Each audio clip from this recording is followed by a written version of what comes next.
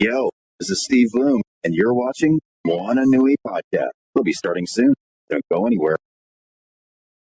I'm Veronica Taylor, and from myself and Ash Ketchum, I just want to say, Moana Nui, I choose you!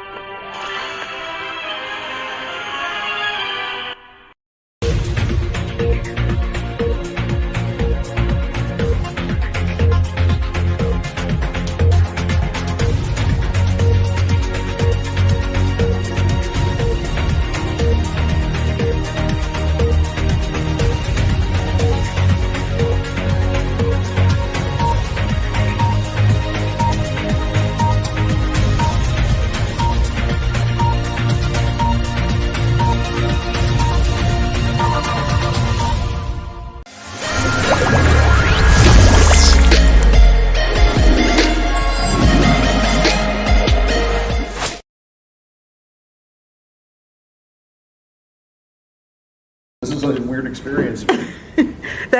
that you're being asked for an interview?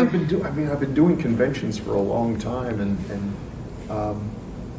running panels I love doing panels. But now I've got my first book being published later this year, and like my publisher told me, so you're going to have to do book signings and interviews and all that. It's like, okay, yes, this is different. Hopefully, all these years of doing panels has made it easy for me to talk about something. Well, it's going to be like a conversation. It's just me and you. You don't have exactly. Teaching high school has made it easy to talk about things, because at least with things like this, I'm talking about something I'm actually interested in, as opposed to pretending to be interested to make the kids inspired to actually read the book. Exactly. Well, we're looking forward that these interviews will inspire more people. Keep the mask on? That is up to you. I made sure I kept proper spacing if for you okay. to. Yes. Well, because you have it on all day. Just went to no one's wearing the mask, and I don't miss it. Okay. Although I think it was a good idea.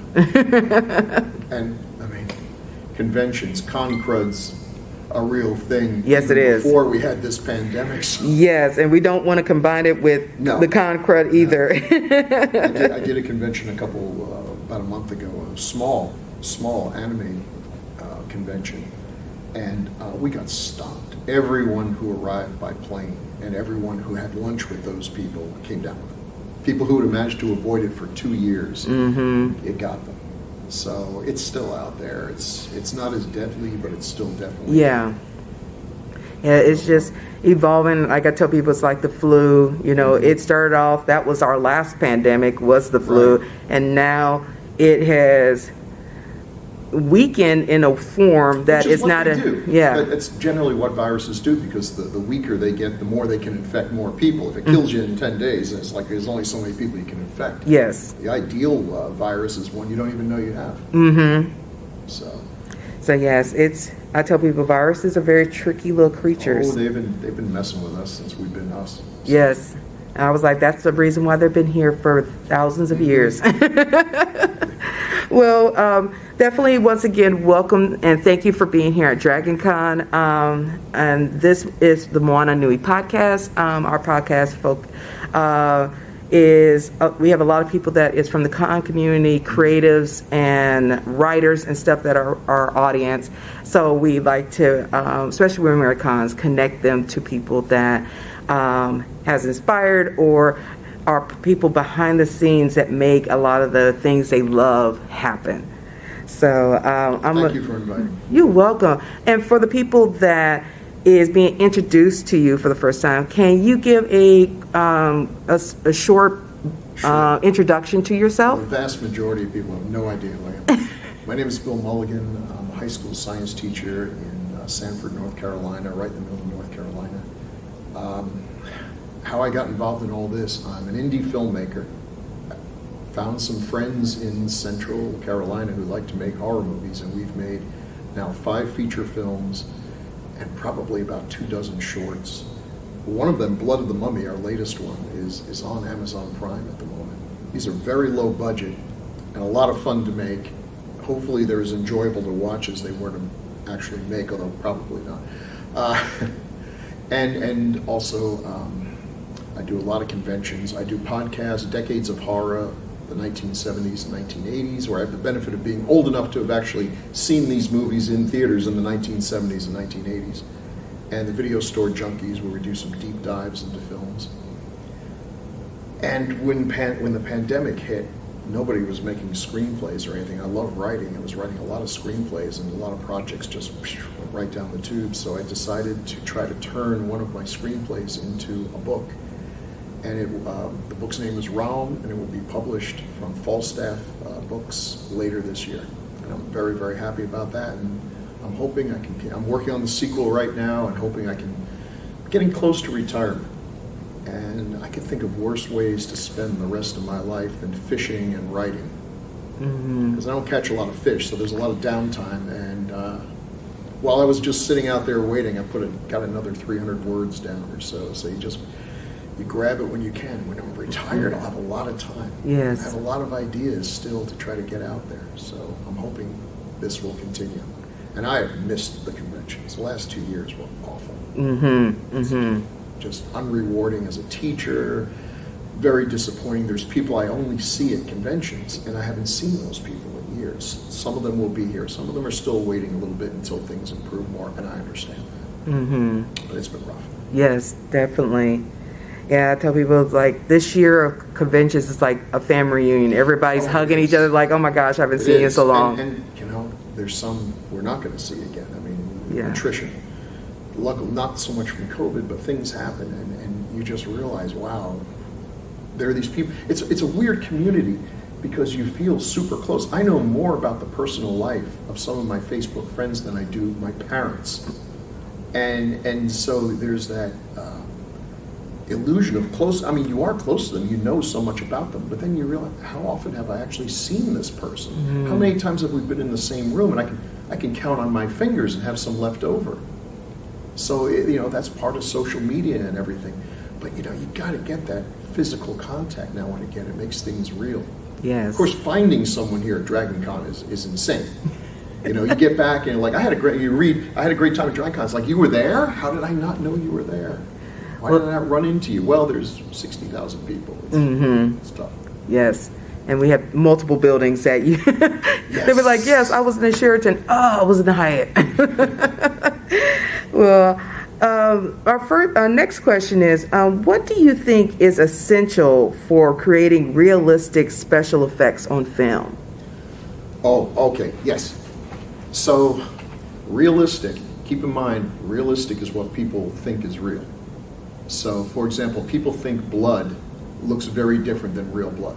Real blood looks like fake blood because people are so used to seeing movie blood, and in movie blood they tend to darken it up for the contrast, and also because, and this is a strange thing, but back in the day when they were slapping X ratings on horror movies, the horror movie makers discovered if they made the blood dark, you could get away with a lot more. The redness, the bright redness is what really flagged your film.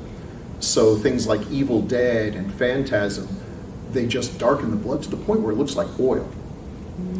And so I've been on sets. I was on one set, and the guy I was working on was a professional wrestler, and there were too many producers, and they would say, "Oh, that's great," and then someone else would come along and say it's terrible, and we were having trouble with the blood. He finally got sick of this, being told the blood wasn't good enough, so he went into the bathroom and cut himself, which is what professional wrestlers would do back, especially old school guys, and had some real blood coming down his face. Okay, this violates every health law there is in the country, but I'm not going to tell him otherwise.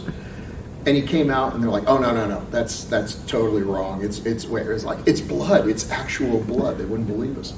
So you have to look at that, and also keep in mind what's effective. Can sometimes it's easy to say less is more. Audiences today want a lot, or they think they do, but you can really get away with a little. I think the thing that made me cringe more than anything else I've seen in film was in the movie Jackass, when these idiots were giving each other paper cuts. And everyone in the audience was like me. We were cringing. Now, if I saw someone get chainsawed in half, it's a special effect. I cannot relate to it. I've never been chainsawed in half. I know no one who has been, but we've all had paper cuts. We've all had our hands slammed in a car door. Something as simple, the easiest special effect that is realistic and will send audiences running for the exits, if that's your goal, is just take a fake fingernail, stick it on a real fingernail with some blood and latex underneath it, and then show the bad guy pulling it off. Put in the sound effects and everything else. Easiest thing in the world, and people will be horrified because we all can relate to that. It's a simple thing, and it's happened to us, many of us. So make it relatable, and then it's realistic. And some things are just always bad.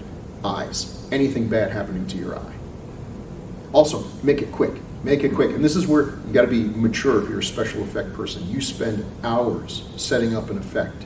And when you see it on the screen, it's almost subliminal. It's so quick. And you're like, wow. But you know what? If it works, that's how long it should be. If you hold it for too long, you'll reveal how you did it. A magician, you need to appreciate. And that's why a lot of times when special effects people make their own movies, they're not as good. Because they linger too long on the effects that they've worked so hard on. And less is more with special effects, practical effects, I think. Very nice, very nice. Now, what are some of your favorite films you've worked on, whether featured or short films? There's a person who's also here as an attending pro, Christopher Moore, as we call him, award-winning filmmaker Christopher Moore. Great guy and crazy imagination. He came up with a film called Knobgoblins, which is about a castrating demon monster. And he drew it out, and it was like a carnivorous tadpole with big teeth and horns and could swim through the air. And he said, could you make this? And it's like, I've never made a monster. I'm not really a super talented makeup person. I can do carnage effects, wounds and things. But in terms of doing beauty makeup, and I have no sculpting skills, which I wish I had. It would go, I'd be so happy. I have a thing that I'm good at, and I try to stick to that, but I never made a monster. But this one looked gnarly enough that I figured I could try to pull it off, and so we made this. That was so much fun. It ended up being a hand puppet and a rod puppet. We had a couple of Knobgoblin wranglers. Christopher, I think he still has the puppet. He goes, I don't know if he brought it this time, but he would walk around with it and pose with people, and it was just so much fun. It was just all teeth and just sort of playing around. It was, if people say, what was it made of? It was made of everything. Latex and gelatin and hot glue and just everything I could find lying around. The more things you use, the better it is to trick the audience, and never do the same thing twice. So if you've got two people getting shot, do CGI with one and do the old bullet and wax effect with a button on a string that comes out. If you mix it up, then they think they know how they did it, but the next one doesn't look quite the same. I have nothing against CGI. It's such a godsend for some of the things that we do, but I don't want to depend on it because it does reveal itself after a while. I understand why people want to use it. It's clean. You do bullet squib effects, bang, bang, bang, bang. It's like, okay, take two. Well, we have to hose down the whole building. We have to get a new shirt. The guy's got to take a shower. Continuity's a nightmare. I don't want to be the one to tell James Caan, we forgot to hit the camera button. We got to set you up with 100 bullet hits again. So Knobgoblins was definitely one of my favorites. 400 Ways to Kill a Vampire was fun. They've all been fun. Okay, Blood of the Mummy. I love that film. It takes 6 hours to wrap up a mummy. And I knew that because I read it. Christopher Lee was in the makeup chair for 6 hours. I'm like, we can get this. No. By the time we got to the end, maybe we got it down to 5.5 hours. I thought a mummy would be easier. She said, we're going to do a werewolf movie. I'm like, oh God, werewolves, putting in hair and everything. But mummy, you just wrap them up. Yeah, you wrap them up, but real mummies don't move around. As soon as they move, the bandages fall off. So there's the challenge to come up with something that wraps up everything, but they can still move around. And 6 hours is a long time to be sitting in a makeup chair, and all of a sudden they're like, hey, by the way, I got to use the bathroom. It's like, get the scissors. And every time, by the time it was over, that he had to get out of that suit fast, so he just had to cut him out, and that meant next time we had to start all over again. I do love that film, though. It's our latest film. I don't know if we're going to do another feature. COVID's been rough getting everyone back together again, but we're sort of slowly getting back into doing shorts. And that's what always happens. We do a feature. It takes a whole year. We say, we're never doing that again. Let's just do shorts, and then we're doing shorts, and then someone has an idea. That really needs more time than just 20 minutes. And next thing you know, we're doing a feature I hope. Yes. But we definitely hope as things get better, we get out of this whole, I like to call it the ponderosa of the pandemic, that we can get that. Get some momentum back. Exactly. Because if it wasn't for the arts and films and things like that, a lot of people would not have made it through the pandemic the first 2 years.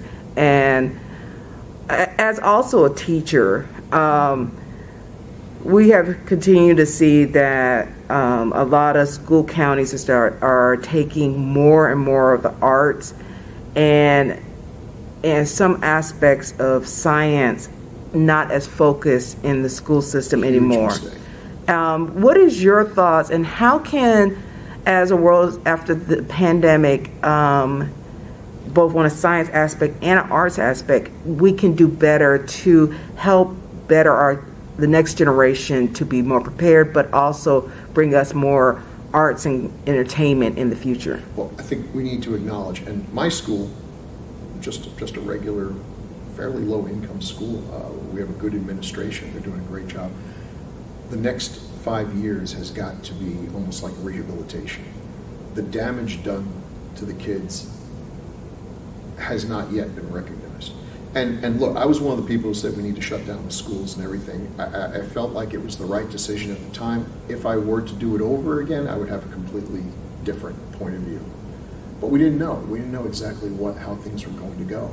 But now, looking at it, clearly whatever risk the virus had, the risk of them losing 2 years, and also just the psychic damage. I have seen more mental illness and depression and suicidal thoughts and things. I mean, it's like 10 years worth of all these things crammed together in one semester. Last year was a real eye-opener.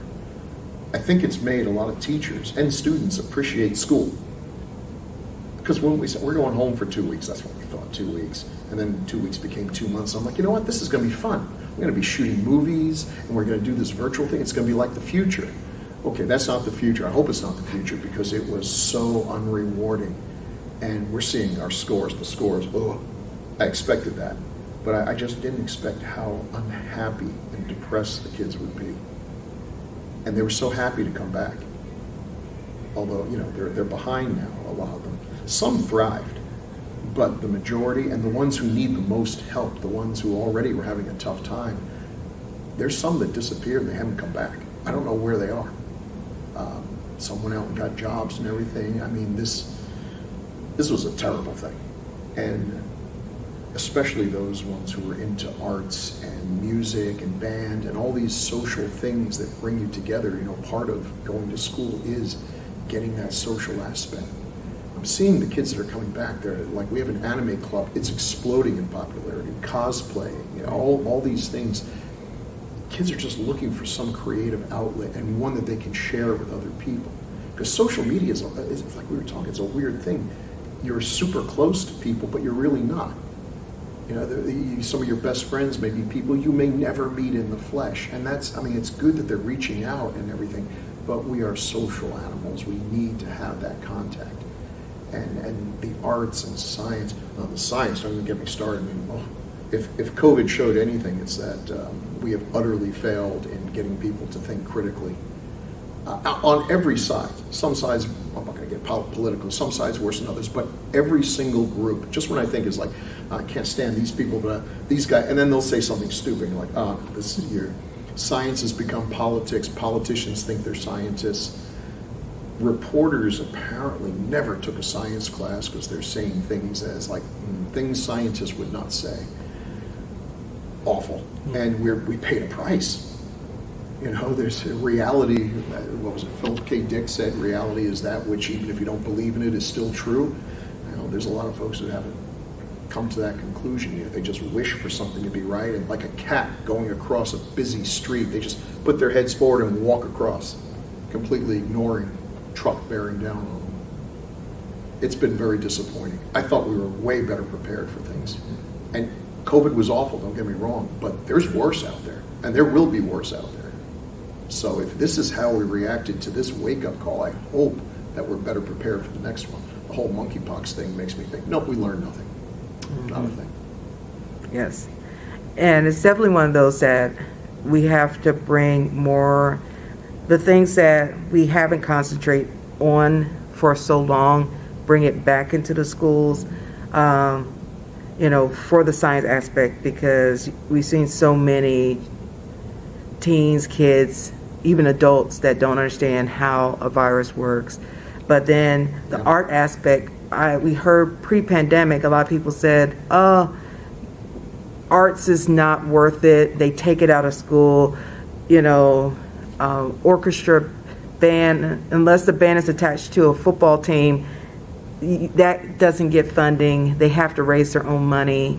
But then the pandemic showed art, entertainment is essential, because without people like yourself making movies, we wouldn't have had anything to watch on Netflix or Disney Plus or anything like that. It keeps you, listen, my kids are all grown up now, my granddaughters are still pretty young, but as soon as they're able to, I'm shoving a movie camera into their hands. Filmmaking is a great way for your kid to make friends. If they have bullies, have the bullies be stuntmen. I mean, amazing, they'll become your friend. You can make them fall out of trees, write a script where your bully pays the price. It's one of those things where you get together with your friends on the weekend. It's like having a band used to be. I just don't have the musical talent. You dream you're going to be the next Beatles, Ramones, whatever. Probably not, but if the worst thing that happens is you spent your weekend jamming with some friends, that's good. Filmmaking is something, I'm not saying you can't do it drunk or stoned, but it's not going to be a very good film. You get together with people, you create stuff, you have something to show for it. That's a good way to spend the weekend. More useful than, I have nothing against video games. I'm just not into them because I don't have the time. And give your kids things boredom is the worst thing. Boredom. Why do kids take drugs? Because they're bored. And who can blame them? Boredom's awful. It's an awful feeling. If a drug can make time pass by, why wouldn't they take it? But let's give them alternatives. And also, if your child was blessed with artistic talent, the ability to draw, it doesn't mean they're necessarily going to become an artist as a career. That's a tough job. But it's something you can use forever. If you're working in an office and they find out, oh, you can draw? Well, that makes you valuable. When it comes time to lay people off, let's make sure we can keep the one who can draw for the newsletter or whatever. That's one more thing in you. It's like being bilingual. They're not going to let you go because you are useful, more useful than other people. It's a good thing to have. Definitely should be encouraged. Yes. Well, we are at time, and thank you so much. See what happens when you get me talking? That's all right. Can you tell everyone how they can follow you on social media? I am on Facebook, Bill Mulligan. Look for the avatar Robot Chicken, because there's a lot of Bill Mulligans out there. Decades of Horror, which is in gruesommagazine.com. We do the two podcasts there, and Video Store Junkies. And look for Sick Chick Flicks on YouTube. Blood of the Mummy, I think, is the one that you can see there now. And look for my upcoming book, Raum, R-A-U-M. It's about a lawyer who accidentally summons a demon, and it will be coming out from the fine folks at Falstaff Books. North Carolina has some great small press. Falstaff, Mocha Memoirs, just really top-notch people. Very entertaining stuff, high-quality stuff. It is an honor to be joining this group. I'm so happy about that. And thank you so much for this. And keep going to the conventions. We're back. Things are better than ever. People are having a great time. It's a life. It's a life. Yeah. Perfect. Thank you, everyone. And tune in for the next interview. Thank you.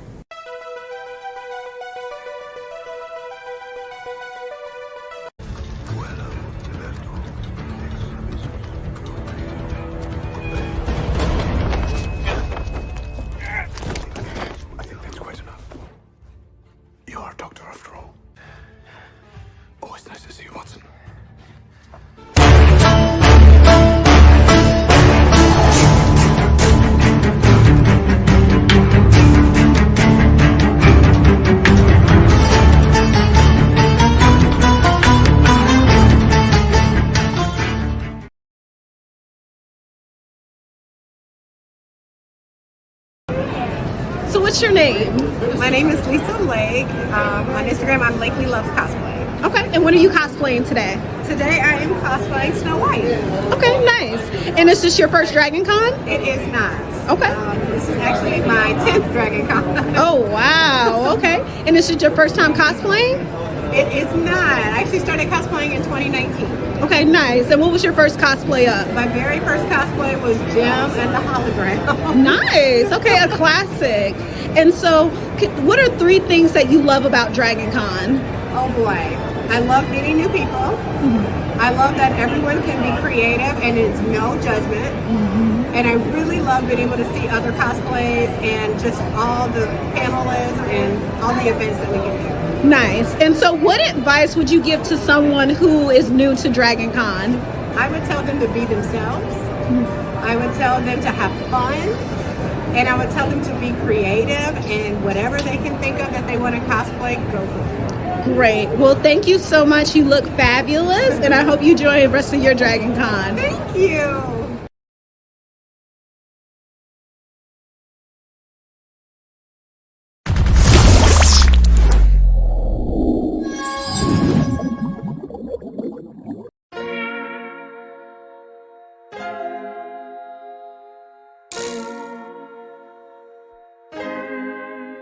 So many stories left to tell, even if we have to ourselves. Can't keep history on the shelf. If they won't tell it, we will. If this the land of the free, it was a freedom then, when they annexed Hawaii and called it Cedar Lands, without any type of payment and no signing off. Called themselves a republic in 1894.